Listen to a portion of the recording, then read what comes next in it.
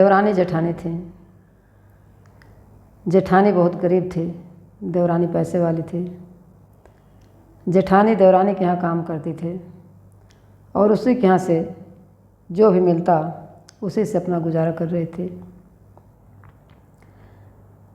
जिउतिया का व्रत आया तो वह गई अपने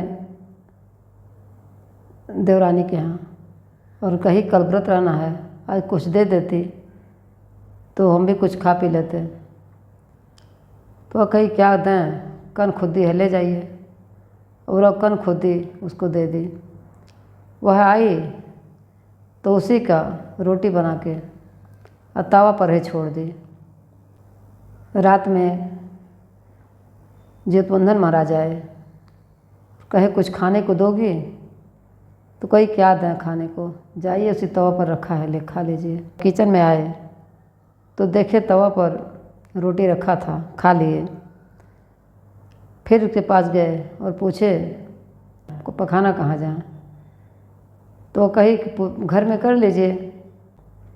बस पूरे घर में पैखाना कर दिए।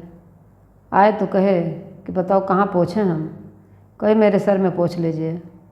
उसके सर में पोंछ लिए, चले गए।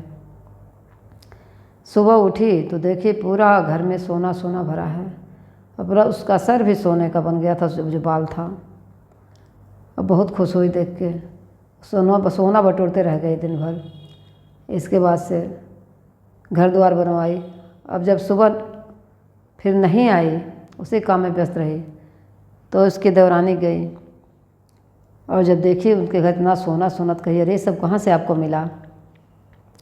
तो सब बात बताई कि तुम कन खुद दे दी थी, उसी का हम रोटी बना कर रख दिए। जेठवंधन महाराज आए और उन्हीं कृपा से सब हो गया। कही ठीक है।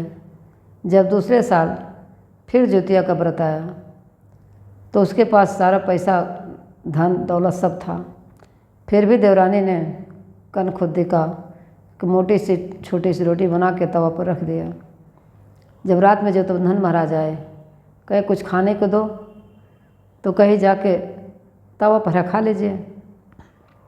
गए तो तवा पर से उठा खा लिए। कहे पैखाना कहाँ जाए? कहीं घर में कर लीजिए।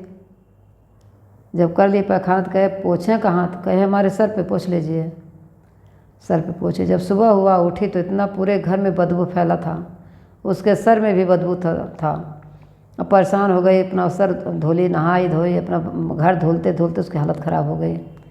गई अपने जेठानी के पास, कही आपने हमसे झूठ बोला था, बताइए हमारे पूरे घर में गंदा गंदा हो गया, हम क्या करें? तब जेठानी कही कि हमारे पास तो कुछ था नहीं, हम सच बोले थे, लेकिन आप लालच बस ऐसा की थी, इसलिए जेठवंधन महाराज आपके साथ ऐसा किए।